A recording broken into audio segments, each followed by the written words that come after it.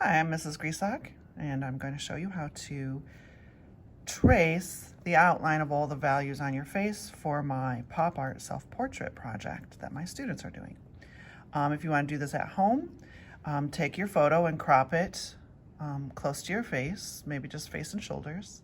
And then in Photoshop, use the artistic filter, the artistic cutout filter, to create this solid shape for every value. You can choose how many values to have, and most of my students have 8 values. So if you're one of my students, you probably have 8. Maybe you have 7 or 6 because there were a few exceptions, but for the most part, there are 8 values. But our challenge is to get the outline of all these values onto our final copy paper. And we're going to do that by tracing. Normally, if you were here in school, I would have you take a sharp pencil and use the back of it and scribble all over the back of your actual photo, and then tape it to your final copy paper and just trace it, and it would come off onto your final copy paper. Notice that it is taped when you got your packet from school. Hopefully you left it together. If you haven't, you need to attach it at the top so that it doesn't slide while you're tracing. We are not going to scribble with a pencil on the back of ours because I sent you this nice, beautiful, but messy sheet of graphite paper. So this paper is coated with graphite on one side, and it's, not on the other side. So the graphite paper should be in your packet already facing down like that. It's very messy, you guys. Do not touch it with your fingers. If you can, look at just from touching it like that, you can see already I have graphite on my fingertips. So you got to be super careful with it. It's very messy. And even my picture has just been laying here on this desk for a day or two, and you can see already that there's some smudge marks just from it sitting there. So be careful not to lay your hands too heavy on it, and be careful not to mess with it too much. You may be able to use it again after this for something else if you want. But your graphite paper should be graphite facing down in between your two things. If you haven't touched your packet since I gave it to you or since you picked it up, then it should already be just like it's supposed to be.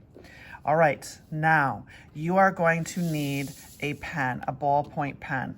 I just like these regular old Bic pens. That's totally fine. Any ballpoint pen you have around the house will work, and it doesn't even need to be able to draw. It can be completely out of ink and it will work because all we need is the pressure of the pen pushing on the paper to get the tracing to work. So any old regular ballpoint pen will work. You could even use a pencil, but I think pencils are harder to use. I like the way a ballpoint pen rolls, like the tip of it will roll. It's kind of easier to trace that way. I'm actually going to use a colored ballpoint pen for my tracing because the other thing that I like is that the color of the gel ink helps me see more easily what I have traced and what I haven't traced. So I'm going to use this blue-green ballpoint pen to do my tracing. Now, be careful. Don't rest your hand on your paper because you're going to get a giant handprint down there. Try to find maybe something to lean your hand on off to the side so that you don't make a mess. But you're just going to basically start tracing every single shape. Let me see if I can get you in the middle of the camera here. And I have to get my head a little closer to this because I'm blind. So let me see if I can start right here.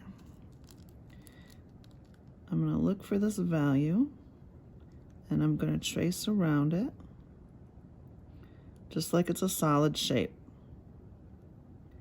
Now, something you might have noticed is there's a little kind of a different value right there. It's got a little shape to it. Make sure that you trace around every single thing. Let me see if I can zoom in a bit here so you can see what I'm doing better. So, and when I'm doing this, I'm pressing pretty firmly on the paper so that it will go through to the other side.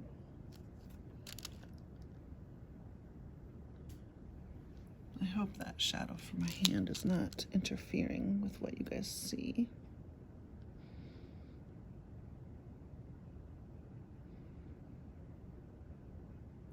Try to be as accurate as you possibly can. There, see that that value is different from that one. And if the shapes have a little bumpiness to them, like if it's in your teeth or your nose or your eyes, you need to create that bumpiness just like you see it.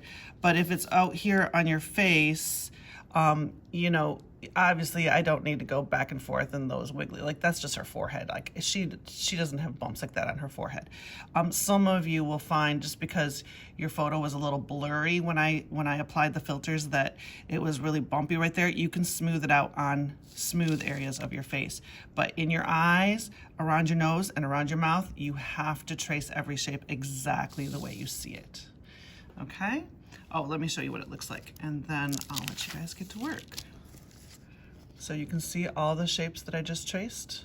You can see them clearly right there. And you can keep checking like that too. You can lift and peek like that to see how it's coming. And basically, that's what you're gonna be doing for the next few days. Just trace, trace, trace, trace.